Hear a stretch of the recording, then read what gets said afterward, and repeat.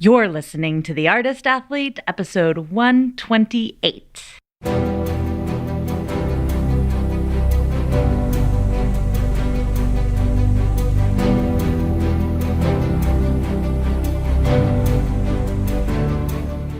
This podcast is dedicated to CIRCUS. It's a place for professionals in the industry to share their stories, viewpoints, and information, and a place for outsiders to get a sneak peek into this world. Hey friends, fans, and foes, I'm Shannon McKenna. I'm the host of the Artist Athlete podcast and the founder of theartistathlete.com. My guest this week is Veronique Richard. Veronique, or Vero, earned her doctoral degree in sports science from the University of Montreal and then went on to complete a postdoctoral fellowship in sports psychology at Florida State University. Her research focuses on the effects of creativity enhancement on motor performance and psychological adaptation.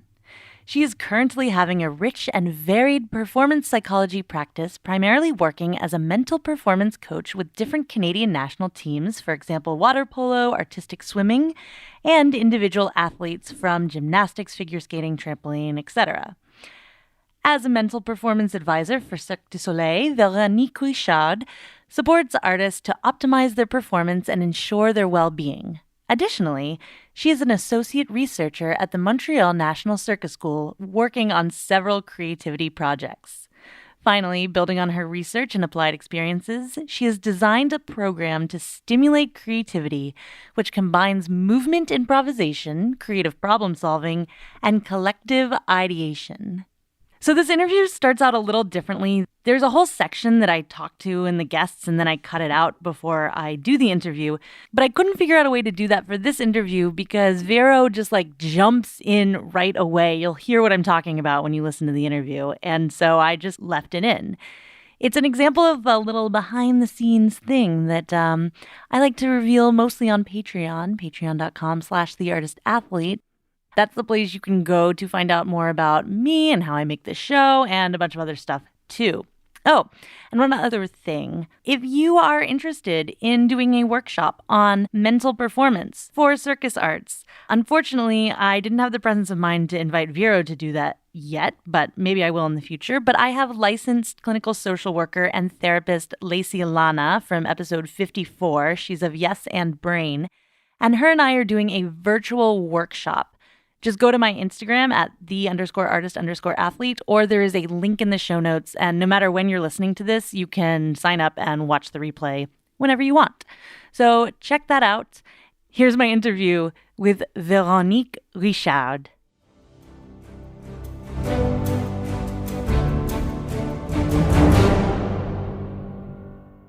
Thank you so much for agreeing to do this interview today. I'm so excited to talk to you. When Hannah presented you as a guest, I was like, yes, this is perfect. This is so great. Wow, thanks for inviting me. I'm very glad to be here. Yeah. Before we start, I have 3 things that I tell all of my guests. The first one is that you're allowed to swear on the podcast. It's not a family show, so you don't strike. I know you're a professional, but just so you know.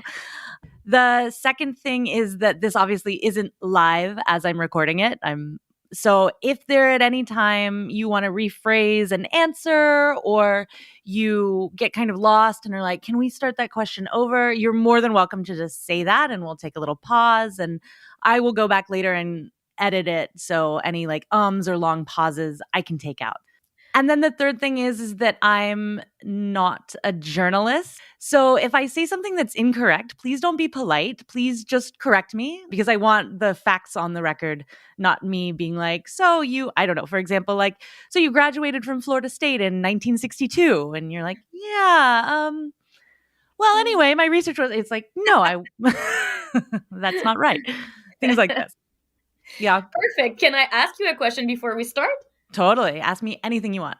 If you're not a journalist, and you were not, were you a former or are you a circus artist? Yes, I am. I'm an aerialist. I'm a professional aerialist. I'm a little bit more of a coach these days. I'm 35 now, so transitioning and doing exactly the same age then. Work. Yes. So doing a little bit different things with my career, but I have spent the last 12 years in the circus world. For sure. Nice. And any specialty in aerialist or? Yeah, aerial straps and tissue. Okay, cool. I like Yeah. to know. Yeah. Like when I do the consultation with the athlete, even when I teach with the artist, sorry, when I teach, I always like to know because I don't know. There's a something with every discipline. So now I know. We're clear. Wait, really? Because I have this theory too that like certain personality types gravitate towards certain disciplines. Well, I think it goes both direction, right? I think you're attracted to something that fit your needs, your personality, your preferences, your attitudes. So, of course, you're going towards, but then after this thing fulfilled you, so then you stay and you continue. So, I think there's like, I would not say, oh, I was meant to do this. Like, I think, oh, there's certain like discipline, and especially in circus, it's very interesting because the differences of like risk taking, for instance, which we know is very different in like people. The like the capacity to take risk is very different. So of course, if you do teeterboard, if you do like trapeze, like those like dangerous, or like wheel of death, which the names say it itself. Yeah. So yeah, and then if you do juggling or clowning, for instance, like it's a different type of risk. It won't be a physical risk necessarily. It might be more an emotional risk. So it's very interesting how. So I like to know all the time who am I talking with. That's fascinating. Oh my gosh. I'm actually going to leave that in the recording because It's I fine. feel like we've already started. Amazing. Veronique Richard. It's up to you, really. Right now, I've been to so many places in the world that accent are welcome with my name. But if I pronounce it in my accent, it would be Veronique Richard. All right. Well, welcome to the Artist Athlete Podcast. Thank you. Can you explain what you do in the world? Yeah, I do many things, but related to circus, I'm mainly what we call in North America a mental performance consultant, meaning that I help artists develop optimal psychological skills in order to sustain, optimize their performance as well as their well being. So that's my main role in circus. And I also work as a research associate at the National Circus School in Montreal, where I do mostly research around creativity, movement, and psychological well being. So let's go back to the beginning of your life, your origin story, if you will, if you're a superhero, which I feel like low key maybe you are. How did you get interested in all of this? Were you yourself an artist at any point in time? Well, I was maybe doing the sport that is the closest to an artist. So I was a figure skater. Yeah, so I was a figure skater, started very young, at like 4 years old, skating just for fun. And, it stayed just for fun for a long time until I discovered synchronized skating. I don't know if you know synchronized skating. So, synchronized skating, we are 16 athletes on the ice, skating choreography. It looks a little bit like artistic swimming. Maybe people know this better because it's an Olympic sport. Synchronized skating is unfortunately not an Olympic sport. So I started doing this when I was a teenager, and then I fell in love with that sport. I think it answered my both like need for movement, artistic, but at the same time being in a team, which I Hmm. realized when I was a teenager it was very important to me. And then I skated on the national team, which is called Les Suprêmes here in Montreal. And yeah, that was my journey as an athlete. But then in 2011, I was lucky enough to get an internship at Cirque du Soleil with the mental performance consultant working there at the time. I was finishing my master degree in sports sciences with a specialty in performance psychology. So like, as some of you might know, the headquarter of Cirque du Soleil is in Montreal. So I was just lucky to be in the city where it is. So I went into this internship, and the mental performance side of things was very great. I was also allowed to go and attend, like as an observer, to any classes that were given at Cirque du Soleil. And then I discovered more in depth, like we did some improvisation and some movement session in figure skating, but not as much as what they were doing at Cirque du Soleil. And yeah, when I discovered like movement improvisation, comic, theatrical improvisation, all those like with music, with mask, with name it, there they used so many things that I just fell in love with this thing. And I was like, oh my God, I actually observed that artists, which at Cirque du Soleil, it's athlete becoming artist, or at least at the time, it was a lot of the population was coming from sport and transitioning into artist. So the artistic development was quite important to make them artists because, Hmm. as we know, some gymnasts, when they are coming out of their gymnastic athletic career, they don't have necessarily the biggest artistic background. So yeah, it's and one of my observation was that I thought they were evolving greatly psychologically during those sessions.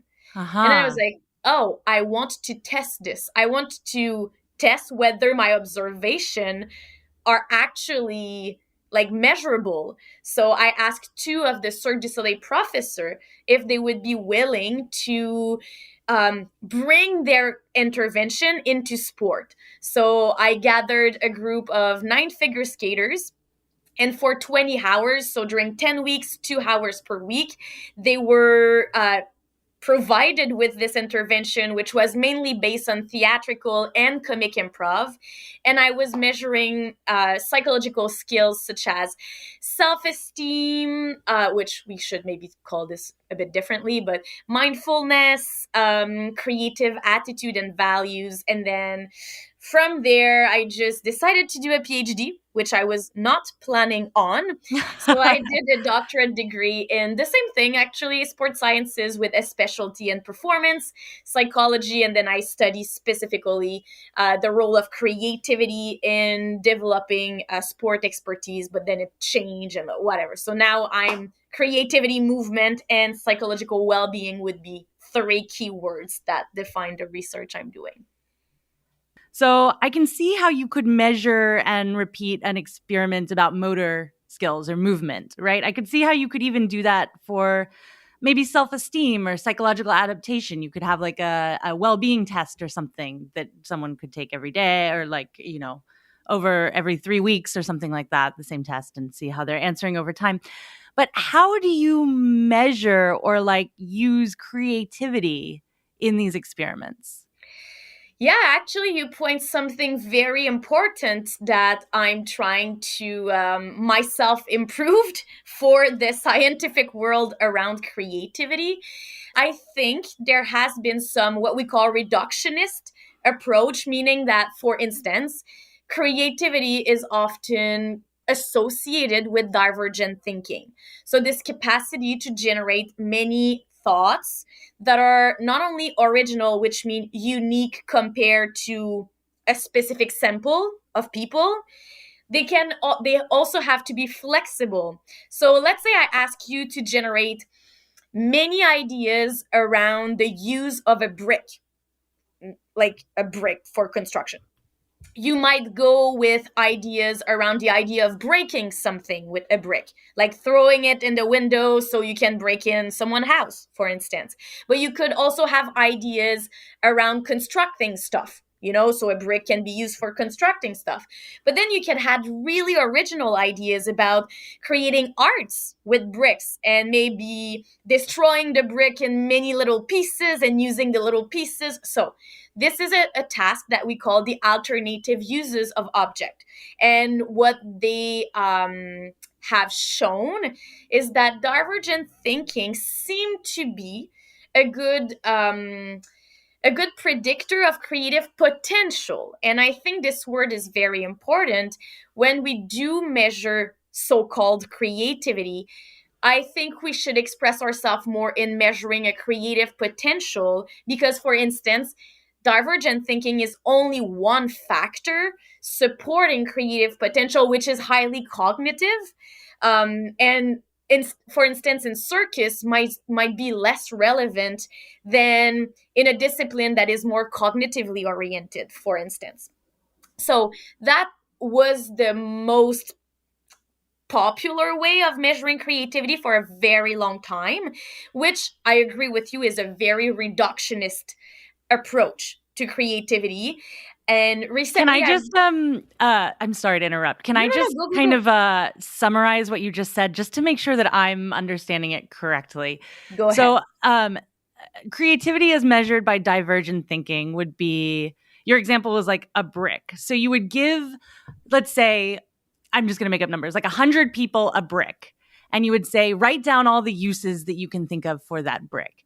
And 75% of them would be like, you can break something with it, or you could build a house with this brick. Right. And then there would be like maybe 1% of people who would be like, you could give this brick to a toddler, paint or put googly eyes on it and call it their See best how friend creative you or are. something like that. Okay. Okay. And that would be an example of divergent thinking and how to measure it. So because that one person thought that, they would be measured as more creative. Yeah, so if I can even build on, you understood perfectly. But Okay. in your case, let's say you would have those three ideas. So for the criteria of fluency, meaning many ideas, you would have a score of 3. You had 3 ideas. For the score of flexibility, you had an idea about category of building. So this is one category. The category of breaking, which is another one. And category of playing, like a kid and playing with the, like, okay. So that means a score of 3 on flexibility as well, because your 3 ideas were not just about breaking stuff, because some participants might be like breaking a window, breaking a car, breaking, like, they will just they will Mm. follow one thought. They will go really deep into this thought and they will generate many ideas around this thought, but it's always about breaking stuff or about building stuff, for instance, which are maybe the two most popular. And then you were totally right. Your thing about giving the brick to a toddler, maybe you're the only one out of 100 that mentioned that, which will automatically give you 1 point of originality. The trade-off for originality, it will depend. Sometimes we will say all ideas that have been mentioned by less than 5%, less than 10%. Some will go really, really strict with less than 1% of your participant. So that was a very quantitative way of measuring creativity, which has been criticized a lot, by the way. It's not like accepted, like, necessarily with all the researchers. So now I think keeping in mind 2 keywords, creativity is very dynamic. So it's very like you will measure it like using different, like in a moment, in a context. So it's very contextual as well. And I would add what I am slowly orienting my research towards is the complexity of it. So Mm. creativity is or creative potential, like I said earlier, is much more than a cognitive skills. And especially because I'm interested in movement, in circus, for instance, we did a project at the National Circus School, which we called the embodied journey of an idea. So this concept of embodiment, how ideas, they not, better because you're an artist, they don't all come from this top down process from the head to the body. Sometimes the body is just like creating the movement and the idea. So now we are trying to really move away from just the cognitive perception of creativity and start looking at it in a much more like holistic and like embodying many different dimension. And one dimension that is very often forgotten is the dimension of the environment. So you could have a huge potential for creative movement, but you're put in an environment that is, let's say, very restrictive, but not restrictive in a way that it enhances your creativity, but like you don't have freedom of thoughts, you cannot share your opinion, you don't feel safe, for instance. Of course, this will in fact it will impact your potential, even if you do have a great potential initially. Am I making sense here? You are. Can you measure creative potential that in a non-cognitive way, or like how do you? Well, that's Do like we that. can measure some researcher will go with the product, so like the end performance, which this also is not perfect because it doesn't say much about the process. It will just mention about the outcome. So I not like I'm not a big fan of this approach. Then Mm-hmm. when you start mixing and taking a more complex approach, I would say that maybe we can have another interview in 2 years and maybe I will have a more precise answer. Now we are trying to figure out what we will do, but some type of measure with the fit, like person environment fit, this is something I would like to go towards and see whether it's not just individual characteristic, it's not just environmental, but it's like the fit between the individual and like individual characteristic and its environment that can optimize creative potential. But I'm still like reflecting a lot about I this these days. see. Got you. Yeah, I mean, like, yeah, how do you measure creative potential in someone who doesn't have the environment to express that creative potential? Is that the Exactly. Yeah. mm, interesting. And in circus, what I've seen is that there's environment that are fantastic and they fit very well. And you know, some artists would feel like very good having some guideline and structure, and they create very well in this, but some others need total freedom. Like we just had a conversation with some national circus school student a few weeks ago, and it was incredible how different was their environmental needs. Some were like, I create when I'm isolated in like this space in the school where no one sees me and I kind of feel in my bubble, and others are like, I need people around me, I need to bounce idea off of others, and some were like, I need to put music on. Some others like, it's so different. So I think my interest now is moving towards understanding the fit. And also for teachers, I know you're teaching, like it's not necessarily to apply the same recipe for all of your students. If the Absolutely. fit is very important, then it's mostly about understanding their needs and their way of operating and just offering them the environment that would fit their need, at least when we talked about when we talk about creativity.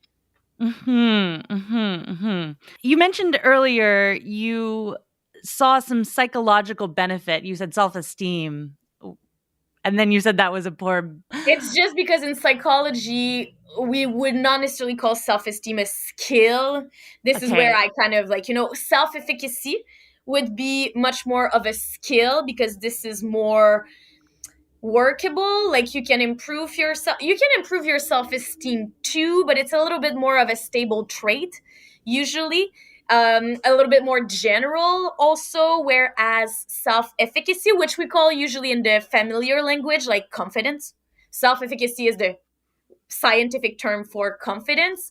And this we know confidence is very specific to a discipline.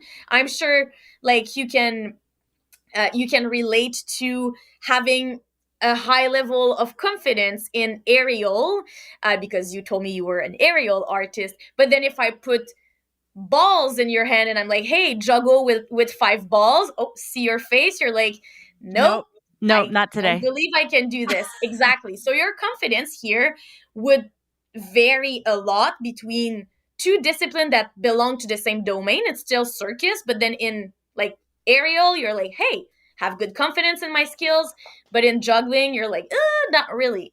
Whereas self esteem would be, hey, you're a generous person and you believe that your generosity isn't one of your great assets, and this would follow you in circus, it would follow you at school, it would follow you in your family. Like these are things that you're like, I believe in my capacity to be generous and I identify myself to this strength, which build a beautiful identity to yourself. And I absolutely don't know if you're generous, I'm just dropping this example here. But yeah, so this is the difference. So this is why I stopped myself earlier when I I said see. self-esteem not necessarily a skill, but this is still debatable. Like it's a discussion that Okay. Does creativity influence psychological skills? Well, I do believe so. It's not the most studied topic, but we certainly see that some people that are involved most often in creative activities, no matter what the creative activity is, will tend to develop some different effective attributes like openness to experience, Hmm. or tolerance to ambiguity, for instance, or Hmm. various cognitive skills, like we talked about divergent thinking earlier, but the capacity to perceived different option would be another one. So yes, we do see that people that are involved in creative activity will tend to have some what we can call functional, whether it is cognitive skills or whether it is affective attribute and state. But we also see the other way around. So, for instance, with self efficacy, you could have creative self efficacy, which is your belief that you can be creative in one domain. So, the fact of creating, like of being involved or engaged in creative activity, impacts some mental skills, but the mental skills also impact your capacity to engage in those creative activities. If I give you an example, I work in sport as well. So if I arrived with a creative movement activity with circus artists, I don't need to prompt them a lot. Like they get into it very easily. But if I get into sport and I come with the same creative activity, I might need to bring a little bit more of my convincing energy and my motivation to get into this, because I might face a little bit more resistance because they're less used to it. They might be a little bit more close minded around those things, just less comfortable as well. So, yeah, there's definitely, you can see a difference depending on how often people are engaging with creativity. Could a football player benefit from these creative exercises and the kind of coaching that you do just as much as a dancer? Well, I do believe sometimes they would benefit from it more. So one of the things that I've done over the last few years is exactly that. So I've transferred a lot of creative activities that I've seen a little bit everywhere, like I said earlier, in circus, in figure skating, and I kind of gathered all this into an intervention that I like to call movement improvisation.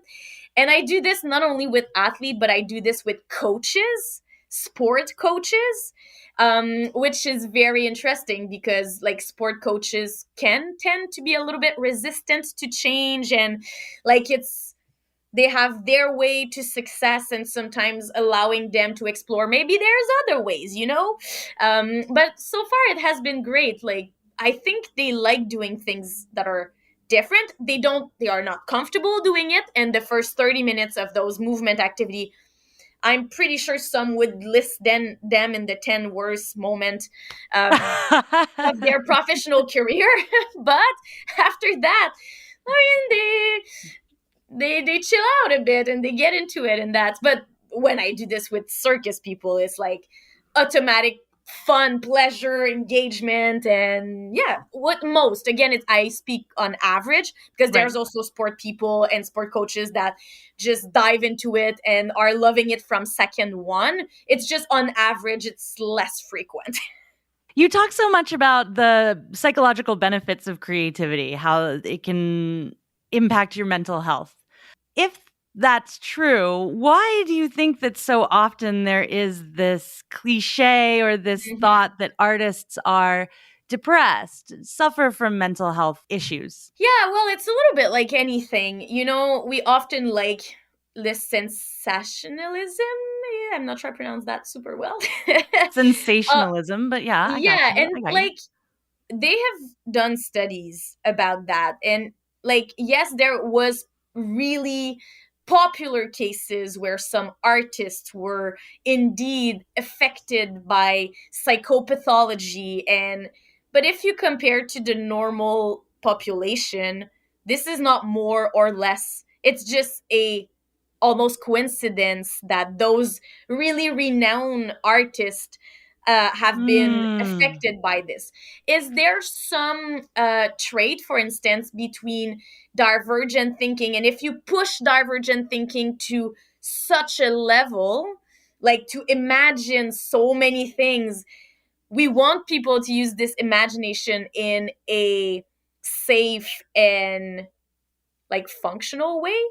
But yes, if you think about it, if you have the capacity to generate many ideas that are flexible and original, some might use the same skills to like trigger those idea, but those idea might be not so um good for themselves or for others. So of course there Hmm. could be links between some of the skills that are like useful for creativity when performed in a good intention, and the other way. But it's not something that has been really like it's we like to say that just because, like you say, it's kind of a myth. It's kind of saying that Right. all Yeah. athletes are determined and motivated and like pain, for instance. Like, I can promise it's not true. Like, I've been with enough athlete to say, like, no, a lot of them, they don't necessarily like that. um but a lot of them are motivated, but I'm not sure it's like so different than general population, so we like to glorify some traits. And yes, Yeah. I would. Yeah. Or mythologize, these people and bring them to higher than human status or make them different. Yeah, exactly. I And totally get that. so I think my question, though, is more around performance psychology and if it's necessary to, or what its efficacy is independent of a relief of trauma, or specifically, I'm thinking in like circus or performing arts, disordered eating, these kinds of mm, things that do have a higher rate. Can you effectively be a performance coach or do the work that you do with someone who hasn't cleared up other issues? Like, can those function independently? it's a very good question, for sure. Like, what's best? So first, we need to distinguish different things. There's, let's say, mental illness, or like what we could call also psychopathology, which this is a condition that has been diagnosed by a psychiatrist, for instance. Let's say having borderline personality disorder. That could be one like diagnosed condition. If this condition is under control, because you could be medicated also condition, so if you take your meds properly, if you do your therapy properly, and you've discovered with time strategy that work for yourself, people with mental illness can, and this is a very interesting, they can be in a very good mental health, and they can be like, when the condition is under control, they can be in a very good mental health and thus be ready to even do mental performance, because they are really highly functioning and they can benefit from this. If a person can be in a very poor mental health without having mental illness. So Hmm. let's say you're having some situational anxiety, and for a moment of your life, because you have many struggle, you have these panic attack that are coming, and then your mental health is suffering from it. This, to be honest, when you are in that situation, I really like to collaborate really closely with clinical psychologists, because Okay. clinical psychologists can be the person that are treating those situational condition. They can also help the people with mental illness, but like, if I see that the person is, I like to really focus on the functionality. For me, it's very important. Like, if you become dysfunctional, like you cannot show up to work, or where when you show up to work you have so many panic attack that it's impossible to keep like doing learn impossible to keep learning, to keep performing.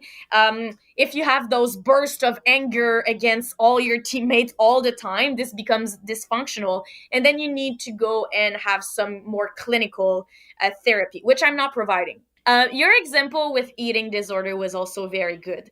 So, eating disorder, for instance, at Cirque du Soleil, we will often have an initial assessment with a nutritionist that is really expert in those issues.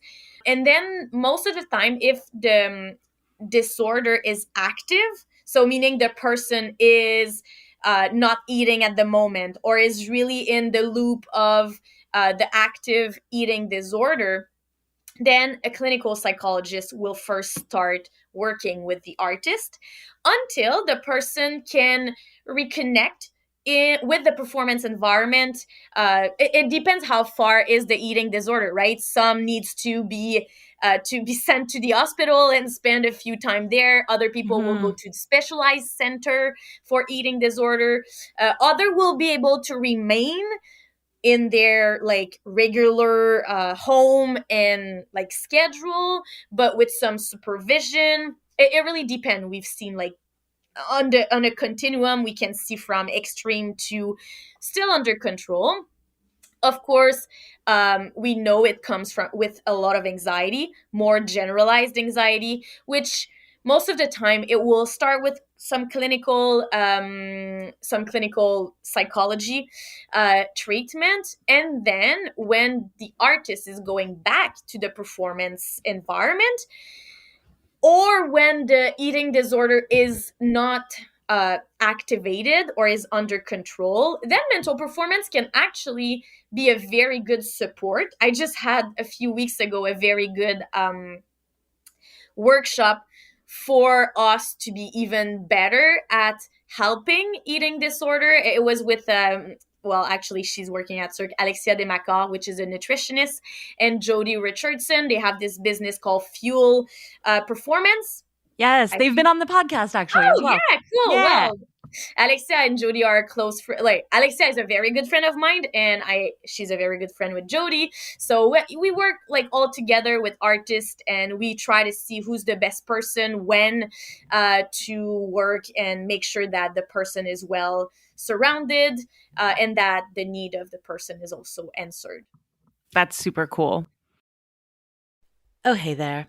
I just wanted to interrupt this interview real quick to just say one real quick little thing about myself, which is that I am not only the host of the Artist Athlete podcast. No. She is a business woman, and I run a whole company dedicated to the education and inspiration of circus artists. That goes from people who are just doing it, weekend warriors, as a hobbyist, recreationally, or if you're a professional, you've put in the hours and you need more resources. Go to theartistathlete.com. There are a ton of recorded workshops, online manuals and ebooks, everything you could possibly need from me and from some guests on this show about everything from nutrition to training your shoulders to really specific aerial moves that you need to master. Again, theartistathlete.com. And just because you went there from listening to this podcast, use code PODCAST and get 15% off your entire purchase.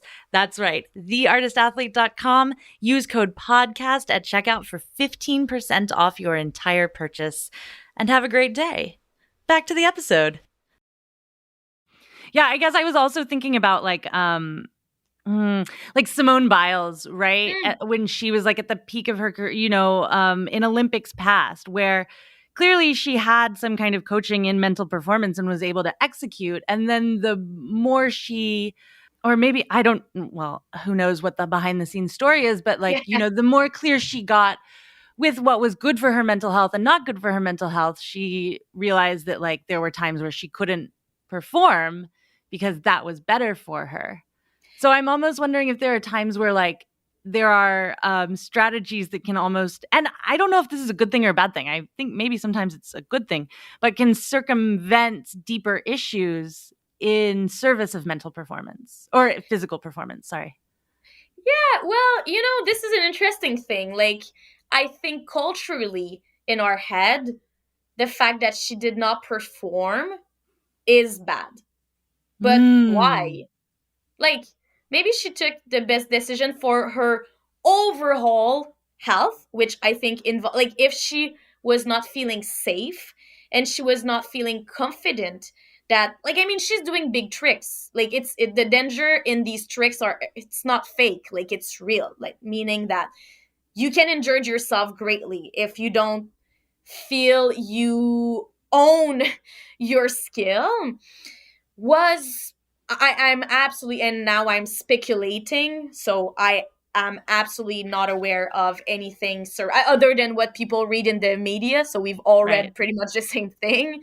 I don't know how much she had support psychologically, whether it is on the mental performance side or on the clinical psychology. I would assume because of her level that she had both, and also because of the story that happened to not only her but all the other other gymnasts in Yes. USA Gymnastics. So I would assume that she had support, but that would only be me assuming that she had support.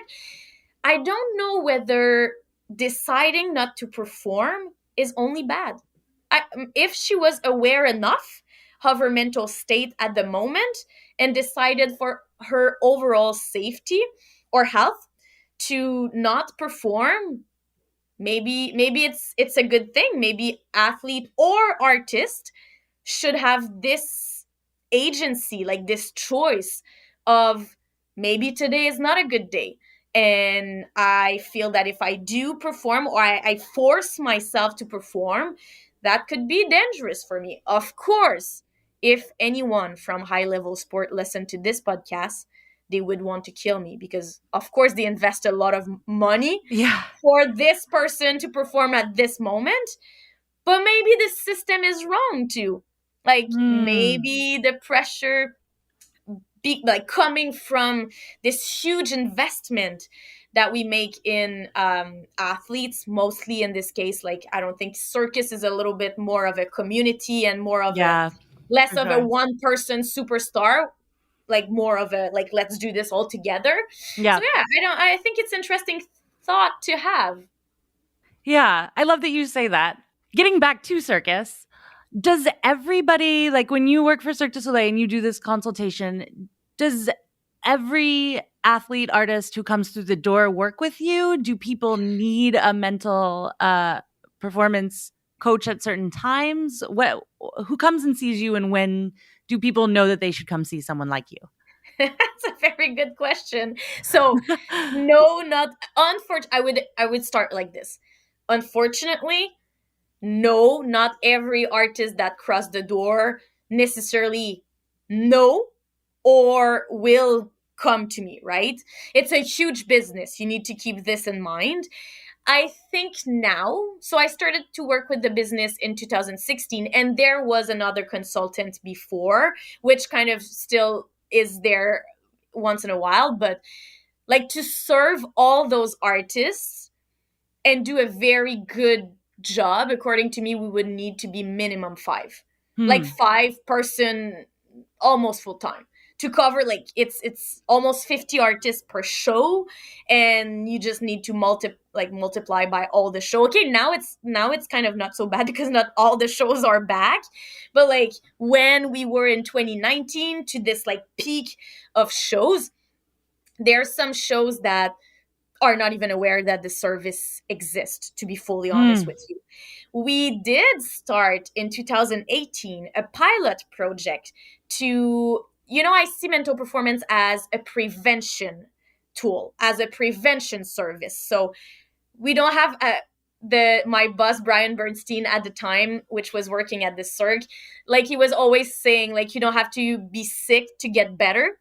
It's exactly this Hmm. mentality. It's like you don't need to wait to be in a poor mental health to seek services. Maybe you can just entertain a very good mental health by using some mental performance strategy or mental well-being strategy. Like I think performance and well-being are always a little bit like, I do some stuff that is more oriented toward performance and some stuff that are more oriented toward well-being. So in this idea that you don't need to wait, we started a pilot project which was bringing me on the different shows. So I was going on like on the show. So first it helps a lot because you are in their environment. At the beginning I told you I was believing a lot in this person environment interaction. Hmm. So I was going there, and basically every show could do kind of a tailor-made program for themselves. So I was sending ideas of different topics because even like people, it's becoming much more popular, but asking people to tell me what they need or what they want, they're like, I'm not sure what you can do. So then I listed, so we did that in collaboration with some artistic director and coaches, and I asked also some artists, and we listed 16 different themes that were related to, at the time, Cirque was having this durability by design program. So like prepare, perform, recover. So we had like a few themes in prepare, a few themes in perform, and a few themes in recover. And by And then, durability, you mean durability of the performers, of the artists on stage. yes, exactly. That was the title of their program, like Okay. durability by design. So instead of doing it by accident, or no, let's design something great so everyone can like be durable and like perform for a long time healthy. That was kind Yes. of the, and then at some point mental performance was fitting well in this idea of keeping people healthy, so we started this. So I was going from show to show and workshop. Like the people were selecting. I was like in group. We were having discussion. It was on the tapis bleu. Like, at the backstage of Cirque, there's always Yep. like this gymnastic kind of carpet.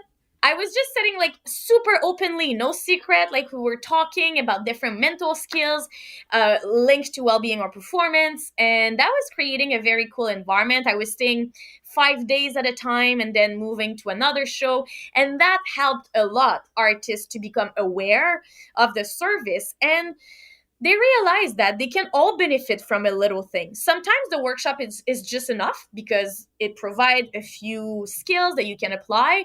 But for others, it was like, hey, you know what? I think I could know a little bit more about this and it would be helpful. So then they Hmm. were coming to me, and then we were having, sometimes it's one or two session, like just one-on-one, and this is enough. For other people, it can be much more than that because they need a little more support. So yeah, so that was fantastic. That was the prevention for me. It was exactly fitting in this. Of course, pandemic happened.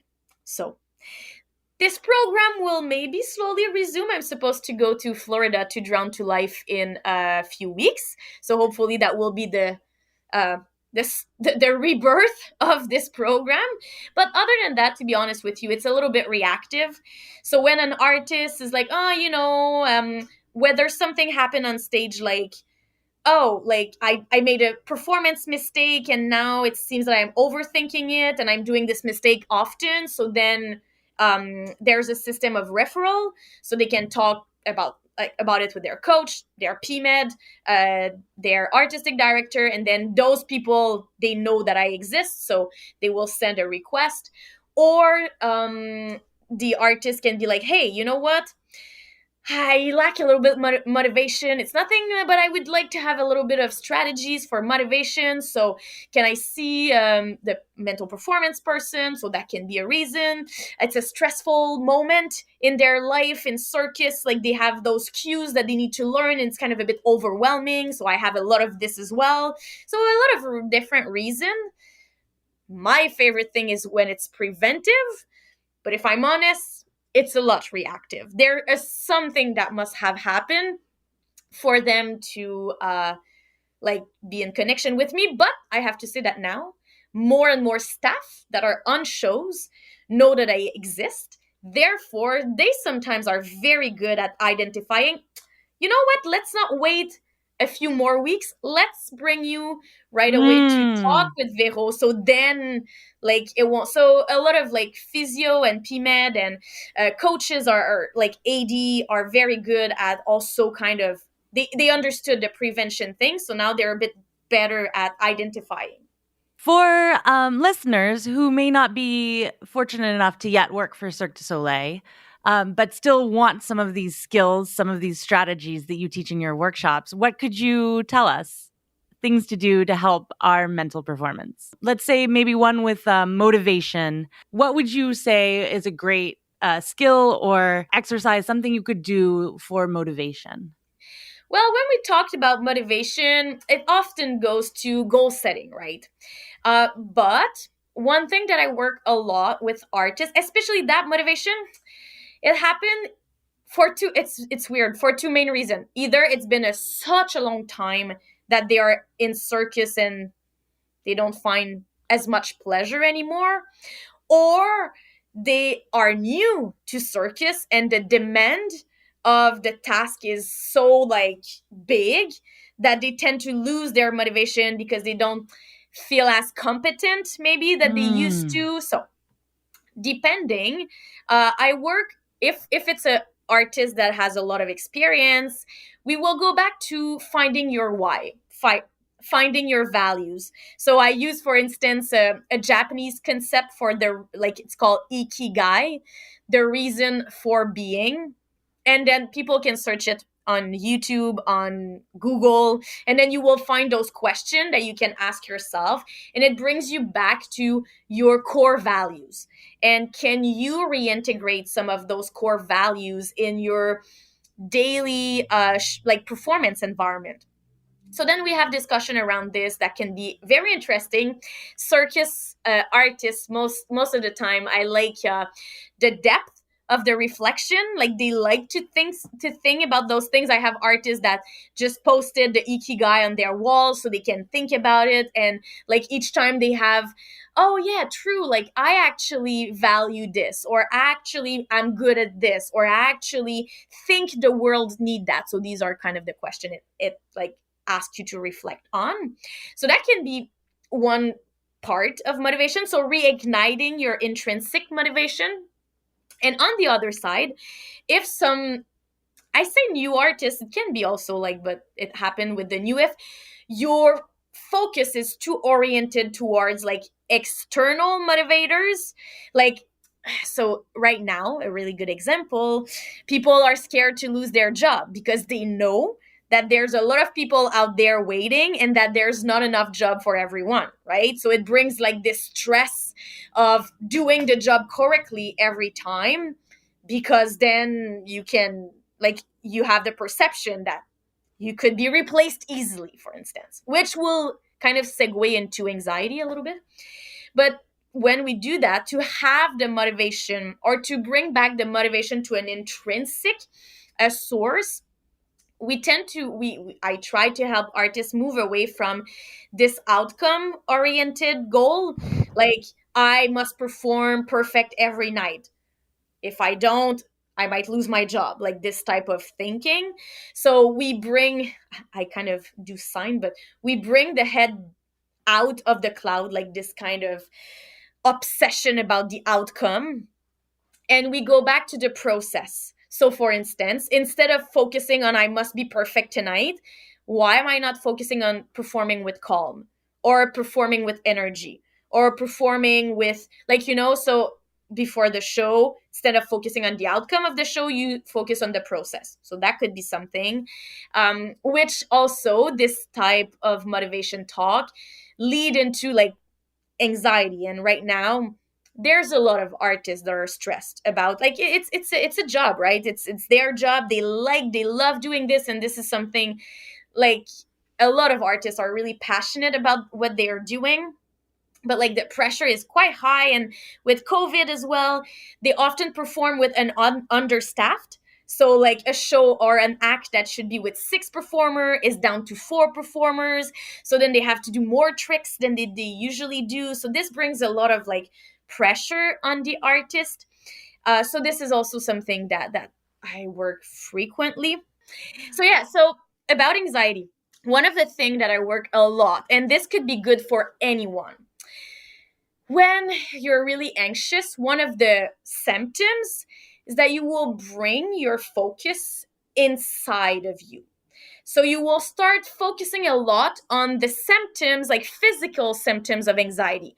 So, oh my God, like I'm shaking, my muscle are tense, I'm hot, my heartbeat is like racing, my breath is really shallow, for instance. When that happens and you start internalizing everything, you kind of become stuck in your own world.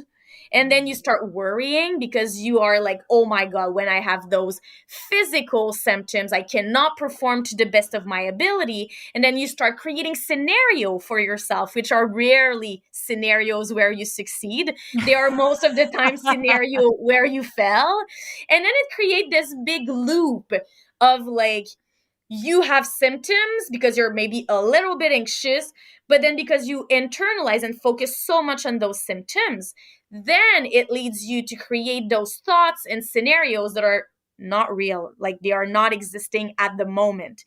But then it increases your symptoms. So then you're freaking out even more.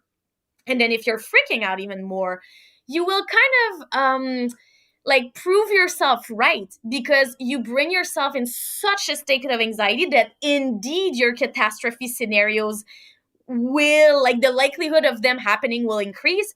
And then you, for instance, show up on stage, indeed give a poor performance, compare, or at least according to you. And then you start this like, oh my God, like this is really bad. And then next time that you have to perform, it's going to be an association that will be difficult to break, or more difficult to break. And if it continue for weeks and weeks, then at some point it become a pattern. It's like, oh my God, I feel my heartbeat increasing, I will perform poorly. And then you convince yourself that it's right, and then you prove yourself that you're right, and then it's a self-fulfilling prophecy, we say. Like, it just, yeah. Yeah. So one thing I work a lot with artists would actually be to try to bring your attention outside of yourself. So when you start feeling a little bit more anxious, is there some environmental stimulus that you can focus your attention on? Whether it is a discussion with a teammate, whether it is a music that you're listening to. Actually, these are also inspired by some grounding technique when people are doing panic attack. This can be like, okay, 5 things that you see, and then you force the person to just look around, and in a more performance way, without being in a panic attack. This same principle of sending your focus or refocusing on environmental stimulus can be a very good thing. Actually, we even do it with the performance. So especially for the movements that are stressful, I will often ask, and I'm trying to make it short here, but I'm giving different options to artists, and it's trial and errors. They can try different types of attentional strategy. And the question I ask them is like, for this trick that is stressful to you, how will you use your attention? And I compare attention to money. So how much will you invest, and on what? So, okay, I know it's a big trick. I know I need a lot of money, but it's not true that you need to focus on your body and how it, no, you can focus on the music and that will be just as fine. Or you can focus on the synchronization with your partner, which could be an amazing, or what you are going to catch if you are catching something. Anything that is external to you would free up your performance, even in a state of anxiety. Which lead me to the last thing I will tell you, emotions. Anxiety is, of course, an emotion, but there's plenty other emotions that are, let's say, surrounding artists. And one thing I work a lot with them is recognizing their emotional experience, asking themselves what it signal. So what's the cause of this? Like, frustration, like, we associate those so-called negative emotion like anxiety, anger, sadness to negative, which is, I'm trying to destroy this myth. In every artist I work with, I'm like, it's not a matter of positive or negative, it's a matter of functionality. You can be angry, but your anger is giving you the courage to address an issue with one teammate. And this is very important. Address it in a polite and respectful way, but sometimes anger can give you the little drive to go and actually speak up your mind. Sadness, if you cry with a friend or if you let yourself be vulnerable in front of someone, we all know that most of the time it improve a connection with the other person, because the other person, most of the time, sometimes you can be unlucky, but will show empathy, and this empathy will kind of bound you with that person. Same with anxiety. We know that anxiety provide energy and make you very focused. So those so-called negative, which is just emotion that are unpleasant, to experience. They are not negative. We actually use, people can also search it on Google or on their app. I use the mood meter, which come from a book, Permission to Feel, which has been written by Mark Brackett, the leader of the Yale Center for Emotional Intelligence.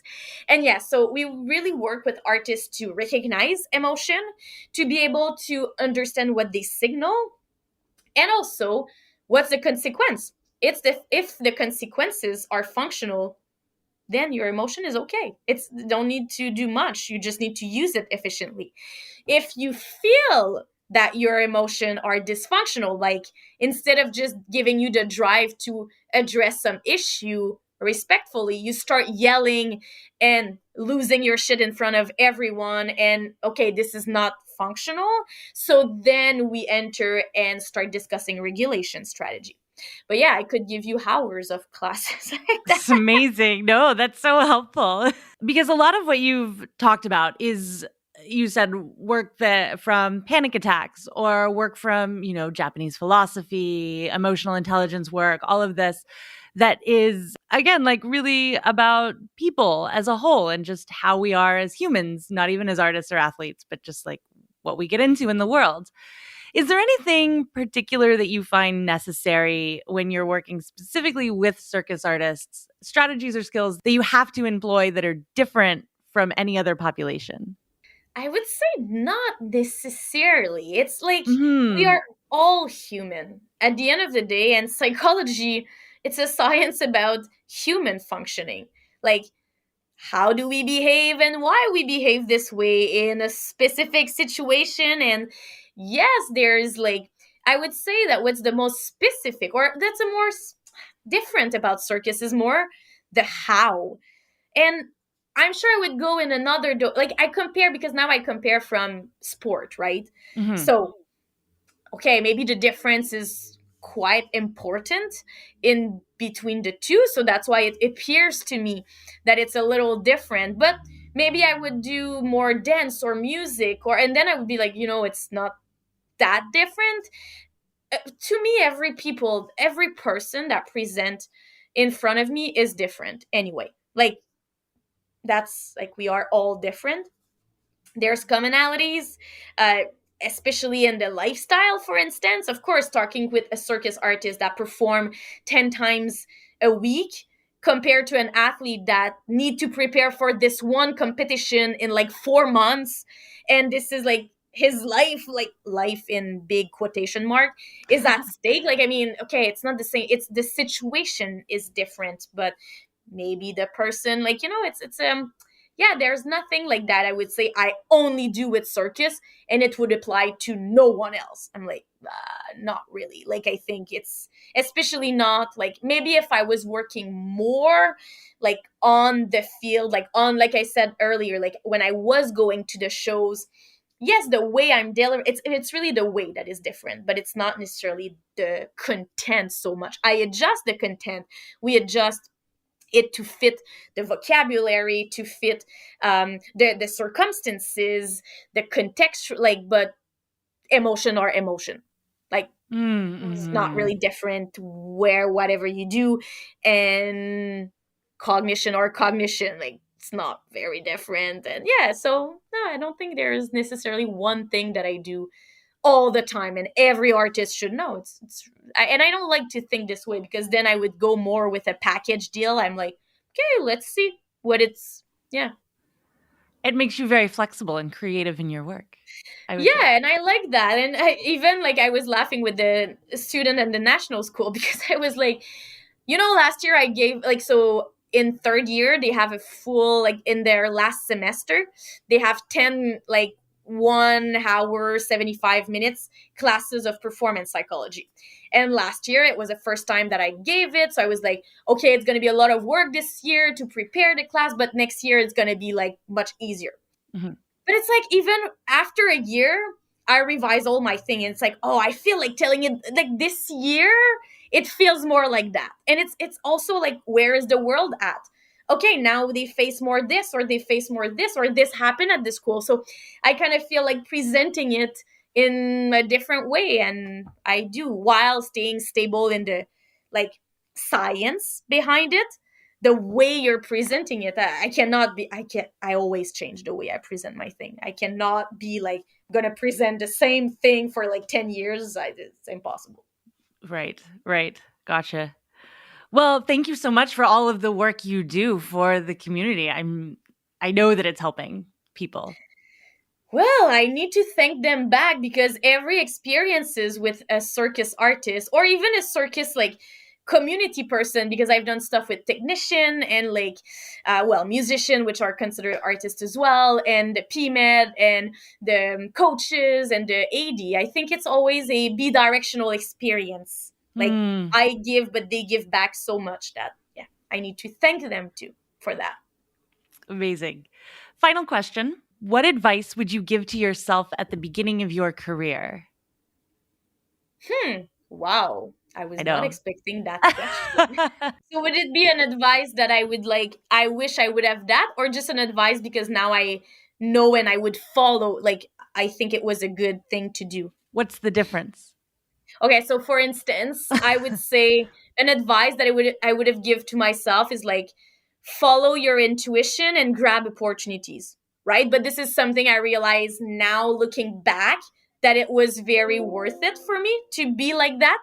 Like, to not listen too much to people telling you, "Ah, no, don't study creativity. It's like no one knows about it and you won't be able to finish your PhD with that." That's something I've been told, but I didn't listen to this. So I followed my guts or my intuition that no, there's something there, and I think it's going to be worth it, and it has been worth it. So I would give me this, like, you always hesitate instead in you always hesitate, especially if it's a professor that you're looking up to and you're like, oh, if this professor tells me not to do this, maybe I should not do this, right? Hmm. um but I think, yeah, I think this. But then if I'm thinking of an advice because I've made a mistake, and I would like, oh, if someone could have told me, well, I don't know. It's very it's a yeah, I don't know if there's something like a mistake or something I've done, because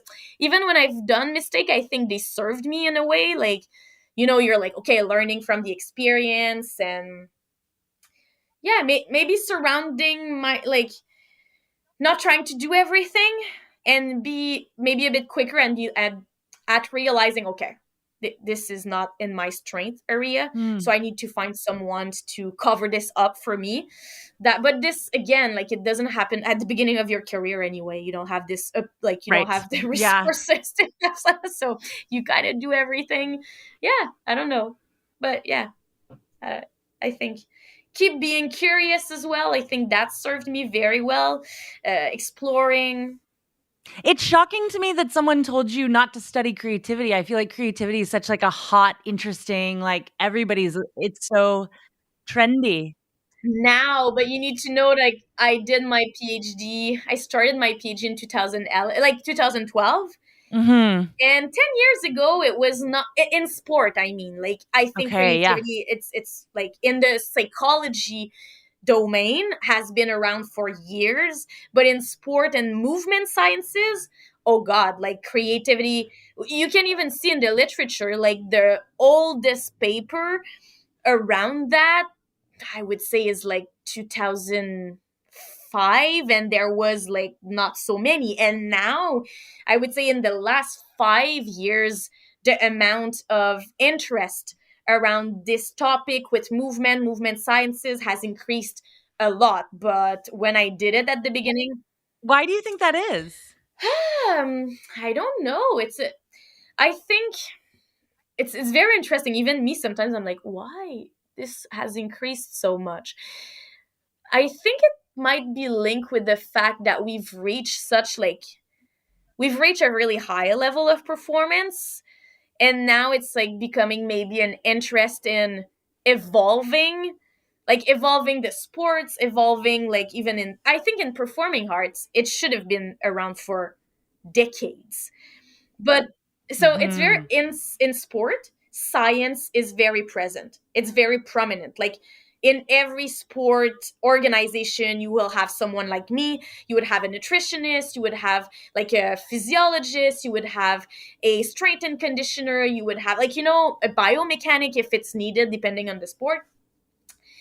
And sometimes they are a little bit too sciencey, like they're not like. And in circus it's a little bit the other way around, like they are very creative, very artistic, but science is not always welcome in those environments. It's not the same. It's not systematic. Like in sport, they don't even ask themselves if they need like this sports scientists. They just create a whole team with all the sports scientists.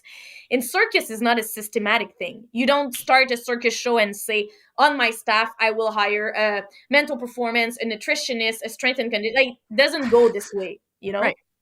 So I think that, yeah, I think in circus, so studying creativity in circus, even me at the beginning, it was like, that's why we went with the idea, because it was, for some reason, not so sure I understand why, but when we were telling people we wanted to study creativity, it's like if there was, like, in the circus community, there was a little bit of like, if it was a secret thing, or like a little bit of resistance in letting people observe. But if I was asking them to talk to me about their ideas, or about showing me their ideas, that was just fine. So we used the word idea because we wanted to study creative ideas. But at the same time, actually, no. We just wanted to observe idea generation and how idea emerge, transform, are latent, come back, and then, okay, actually maybe it's not creativity, maybe it's just ideation that we want to observe in the circus um, environment. So yeah, I can talk for years about that, but yeah, it's interesting to bring science into circus is always an interesting challenge, I believe. Yeah, I mean, it makes perfect sense, like, going full circle, like, that, sports, which is measurable and quantifiable, and, there's a score at the end of it, and everybody understands, like, the constraints that need to occur in order for success to happen, or the constraints you function under for success to happen. It makes sense that science, which is, data and numbers, and you can measure it, would speak to that.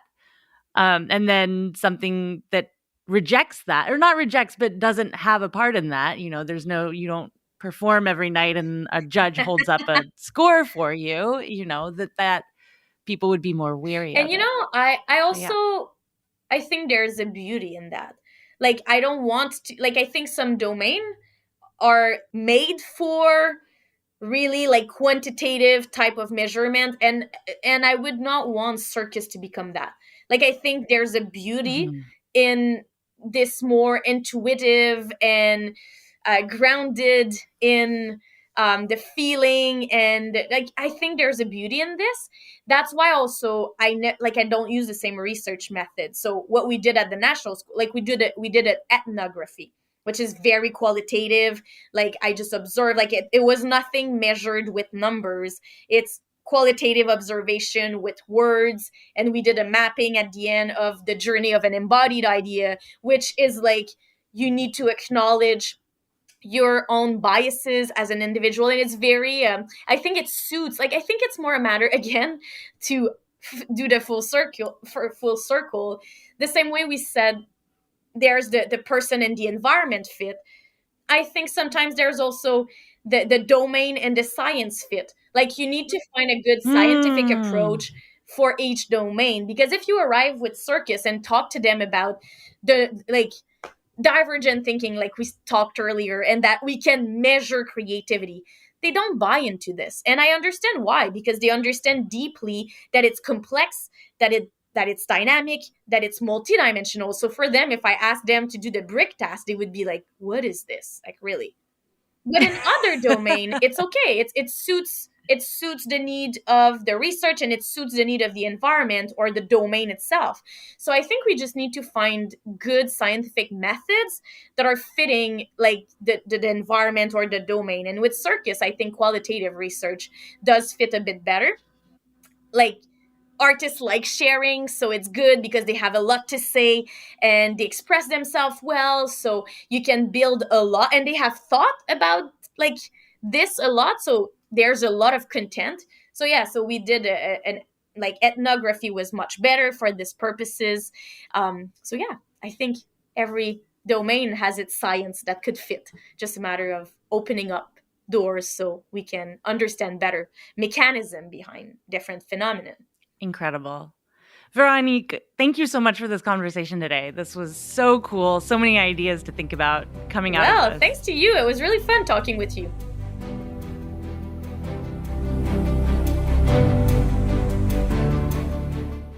That was my interview with Veronique Richard. Thanks for coming on the podcast, Vero. It was amazing to have you. Like I said before, if you are interested in your own mental performance training, I am doing a workshop with Lacey Alana, another licensed therapist who runs the company Yes and Brain. We are working together, and the link to that is in the show notes. And hopefully one day in the future, Vero will also come and do an online workshop for the artist athlete around the same topic. But for today, let's talk about what we learned in the interview. We covered so much ground, but two pieces really stood out to me that I think are worthy of reiterating. The first one is the distinction between improving your mental health versus the optimization of performance. So other topics we've had on this show before, we covered mental health, eating disorders, sexual trauma and assault, and these kinds of mental health issues or mental health diagnoses, sometimes that surround them, such as depression or anxiety, do get in the way of performance. When we're talking to someone like Vero and the studies that she's doing, she's working under the presumption of optimization or trying to make you better, not trying to make you healthy. And I feel like that's a really important distinction because if you're a person who's suffering from anxiety or depression or another diagnosable mental illness and you try some of the strategies that Vero suggested, they may not be as effective for you. And that can start this feedback loop in which you feel kind of worthless because you can't use and employ the strategies that we talked about to your own life when really there's something underlying that maybe you need to address first. But presuming that you are a mentally healthy human being, congratulations, good for you. Can't relate, but here we go. Just kidding. The point number 2 is Vero's astute observation that creativity is not necessarily something you can research the same way you can research chemistry. And I love this discussion point. It was a thread that went throughout the whole interview, and it's also so much part of the name of this podcast, the Artist Athlete Podcast, where when we talk about hard sciences, we can study very measurable effects on athletes, like caffeine dosages or sleep or periodization and recovery cycles. You know, there's a lot of hard science where you have a control, you have a variable, you have experiments done, and you can tell someone how much to eat, how much to sleep, how to do certain things so that their body is optimized to perform. But you can't really do the same thing with creativity because every artist and the way that they create, the environment they need, the time, the space, do they need people around or do they create better alone? All of this varies from artist to artist. And I think that's really important to point out because it gives a lot of you all at home the permission to figure out and set up the conditions under which you can shine and you can be your most creative. And maybe the way that you figure that out, just the way that Veronique does her research, is instead of trying to measure conditions and calculate results based on, you can just reflect, watch, and give some space for that ineffable magic that is the creative process. To learn more about Veronique Richard's work, I guess you could Google her. We don't have any Instagram or any other information about her. People like that always amaze me, and I gotta admit I'm a little jealous because I'm all over the place. You can find me on Instagram at _artist_athlete. My website's theartistathlete.com. I'm on Facebook, The Artist Athlete. I'm on TikTok, The Artist Athlete. If you love what you're listening to every single week, you can go to patreon.com/theartistathlete and sign up for more content and to support the podcast. Thanks for listening, friends, fans, and foes. I'll talk at you next week. The Artist Athlete Podcast is supported solely by donations from people like you. Here's what some of those people have to say. Hi, my name is Noah and I do hand balancing. Hi, my name is Woody and I do Leo walk. Thank you for listening to the Artist Athlete Podcast. Hi everyone, I'm Dominique, a ground acrobat, trapeze artist, and coach, currently bringing circus to the extremely cold but very beautiful Northern Ontario, Canada. Circus has changed my life and I'm so grateful to everyone in this community.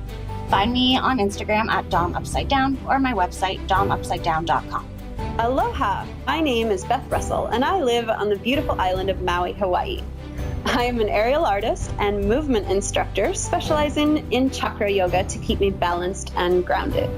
I play with silks, trapeze, lyra, rope, acro, aerial yoga and dance, slacklining, pole, bungee, and climbing. Really anything that goes up and allows me to explore 3D space. You can find my dedicated aerial page on Instagram at Maui Aerialist. If you find yourself coming to Maui, let's play. Hey there, friends, fans, and enemies. This is Chris Alston, Patreon of the Artist Athlete Podcast, straps artist and lyra performer and acrobat out of Greenville, South Carolina. So if you're ever passing through, make sure to stop in and see me and my friends. We have a wonderful space, and we'd love to see you. Hi, my name is Erica Lee. I'm from St. Louis, Missouri, and I'm an aerialist. I teach performing arts to elementary school during the day and do pole and sling and rope by night. I really like the Artist Athlete Podcast because it gives me a lot of circus goals to look forward to. It gives me a lot of insight on what's going on around the world in circus, and that's why I'm Patreon. Hello all. Thank you for tuning in to the Artist Athlete Podcast. I am Opal Schwartz from Minneapolis, Minnesota. If you're ever in the cities, feel free to stop by the Aviary Minneapolis. It's a great time. With that, I hope you all have a wonderful rest of your week, and goodbye. Hey there, artists and athletes. This is Andy Smith, owner and artistic director at Saltaire Circus School in Jacksonville Beach, Florida. And I want to thank you for contributing to the Artist Athlete Podcast. If you ever find yourself down in Florida, come check us out. Whether you're an artist, athlete, or someone ordinary just looking to be extraordinary, we got a place for you.